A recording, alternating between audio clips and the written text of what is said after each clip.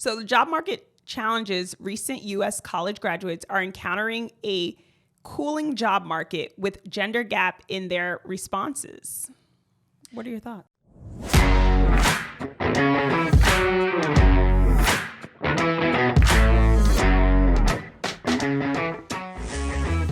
It's interesting that they're saying there's a cooling market when you look at the unemployment rate, the new job openings, all those numbers really show a healthy economy, a growing job market.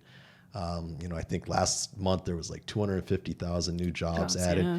Now it might be cooling because we're going from the crazy post-COVID period when it was 2.5-3% unemployment, and there was like 3 job openings for every unemployed person in the U.S. And which resulted in the skyrocketing costs for companies and inflation and all that. Right. And we're getting back to a more normal scenario where instead of 2.5% unemployment, you've got 4.3% unemployment, which is a little bit still amazing and great, but a little bit more like it was pre-COVID. And so in the sense that you're going from a cooling market of 2.5% unemployment to 4% unemployment, and people aren't able to work 3 full-time jobs because there's just so many opportunities for there's so many job openings out there. In that sense, maybe it is cooling. Yeah. But I think that we're maybe getting into more of a normal stage. Now, that being said, if you take the article at its face value, where it says that there's a cooling job market and new grads are having a more difficult time finding a job, I think that part of that also may be because of the difficulties of training new employees in this work from home environment. And so if you're not able to have your people in the office because a majority of your existing staff want to work from home, and they might do their jobs fine from home because they know how to do it. They know where everything is. They've been doing it for a few years. They're able to do that job. It doesn't create a great environment for new grads to come into that company and work. So I know a lot of mid-sized, small to medium-sized companies that they're fully remote at this point, because then when they left or got out of COVID, they closed their offices. Nobody wanted to go into them. They found the benefits of not having an office, saving money on that rent and the desk space. They don't have to buy the computers for their employees because they've got it, or they don't have to pay for the high-speed internet. Right. Some of the, let's call them better companies were giving stipends for that, but I'm sure that it wasn't fully covering that, and most don't do that. And so they've grown accustomed to saving all that money by not spending that money on the office space, so that helps their bottom line. And they've got staff that have been with them for a while. They know what they're doing. They don't have to train them, and they're doing a fine job. And so they're functioning.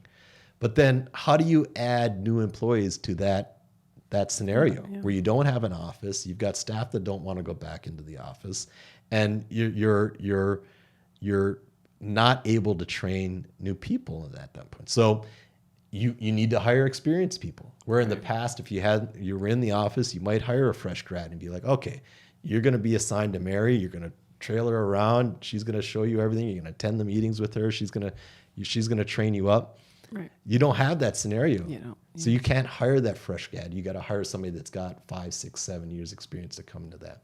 And I think that is a drawback and something that makes it more difficult for fresh grads, and something that the U.S. corporations are going to have to figure out moving forward. How do you grow your employee base? How do you train new employees if you're not going to have an office? And we see that bigger companies are starting to require more people to come into the office. Now, in the Philippines with Tache, we've really focused on keeping people in the office and doing everything we can, because we know that, especially if you're starting a fresh office, you're going to need to train people, and you're going to need to have a junior person sitting next to a senior person, and you're going to need to be able to pass along information between colleagues and be able to look to your left and look to your right and ask a question, so like that. And so it's nearly impossible to start a company, start a new office in the Philippines remotely and have 10, 15 people who are working remote. It's nearly impossible. I've seen very few success stories on that happening. And for our clients, and like I've said earlier, about 70% of our staff is work in the office. And when you look at the teams that are working in the office versus the teams that are working from home, the teams that are working in the office grow much faster. Yeah. And that's just universally true. Some of the clients that have their teams working remotely, work from home, depending on the type of work they're doing, they're probably doing fine. They're doing great, but they're not really growing. And maybe that's okay with the client. Maybe that's perfectly fine for what they're doing. And so that's okay with me. But if you're looking to grow your team, I really try and promote having them in the office. And I think that's part of what's hurting the fresh grads out of college. And it also gives them the best chance, right? You're equipping them with not only the resources within the office, but also, as you stated, a senior with a junior person. Like, it's giving you your best chance at your new job opportunity. That's right. Yep. All right.